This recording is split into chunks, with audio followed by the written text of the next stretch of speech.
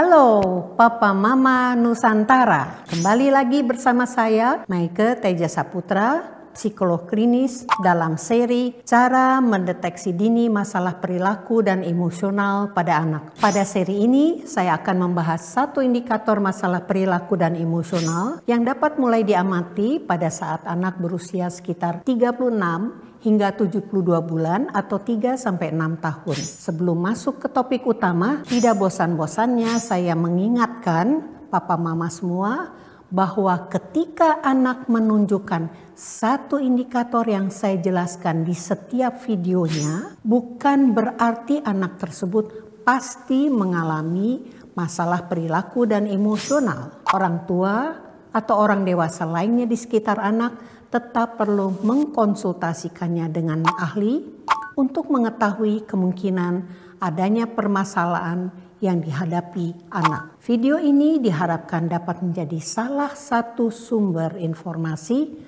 bagi orang tua atau orang dewasa lainnya agar dapat mengenali perilaku-perilaku yang perlu diamati lebih jauh lagi dan berpotensi mengganggu berbagai aspek perkembangan anak hingga dapat mencari cara membantu anak untuk mengatasinya sehingga dia juga bisa berkembang secara maksimal. Masa kecil merupakan masa yang krusial dalam menentukan perkembangan anak hingga dewasa. Salah satu faktor yang berperan sangat penting dalam tumbuh kembang seseorang adalah nutrisi yang diperoleh saat masa kecilnya.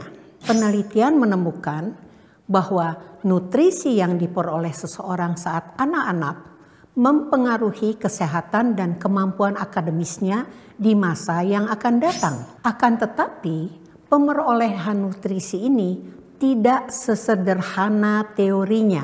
Seringkali orang tua sudah menyediakan makanan penuh nutrisi untuk buah hatinya. Namun, si buah hati ini justru tidak ingin mengonsumsinya. Masalah anak susah makan mungkin merupakan hal yang dialami oleh banyak orang tua di Indonesia dan dimanapun di seluruh dunia. Akan tetapi, beberapa kasus terkait susah makan ini perlu mendapatkan perhatian khusus. Apabila orang tua melihat adanya perubahan pola makan anak yang tiba-tiba, misalnya anak yang tadinya nafsu makannya normal, tiba-tiba jadi tidak bernafsu untuk makan secara berlarut-larut. Atau dari yang tidak mudah makan, jadi tidak mau makan sama sekali.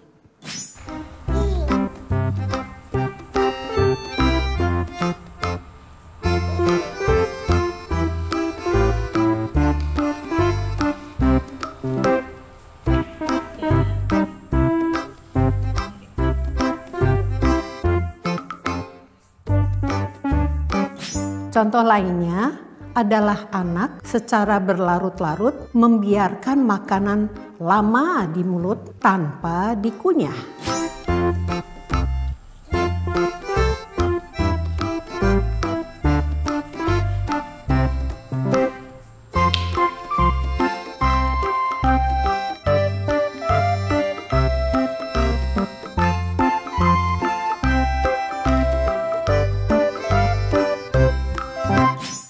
Tiba-tiba sangat memilih makanan dan hanya mau makan sedikit pilihan makanan. Kemudian selalu memuntahkan atau berusaha memuntahkan makanan yang sudah dimakan. Bisa juga sebaliknya, tiba-tiba jadi makan secara berlebihan dan berlarut-larut sehingga menyulitkan anak untuk bergerak bebas karena selalu kekenyangan. Suka memakan hal yang bukan makanan, misalnya batu, pasir, rambut, kuku, dan perubahan-perubahan lain terkait pola makan dari yang biasanya seperti makan dengan sangat banyak lalu memuntahkannya, dan hal-hal tersebut terjadi secara berlarut-larut. Orang tua perlu memperhatikannya lebih lanjut. Orang tua perlu mengamati lebih lanjut secara detail perubahan seperti apa yang terjadi, sejak kapan munculnya,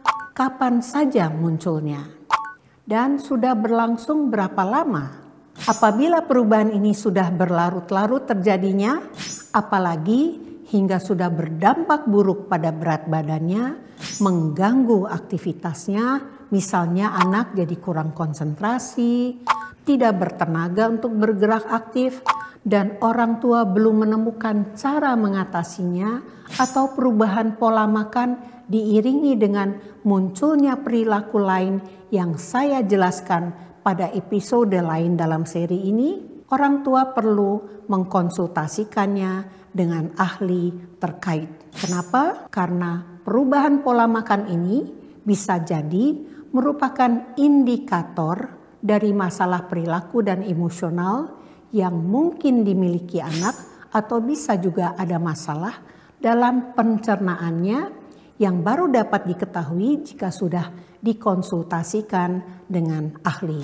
Demikian dulu pembahasan kita kali ini mengenai perubahan pola makan sebagai salah satu indikator dari masalah perilaku dan emosional.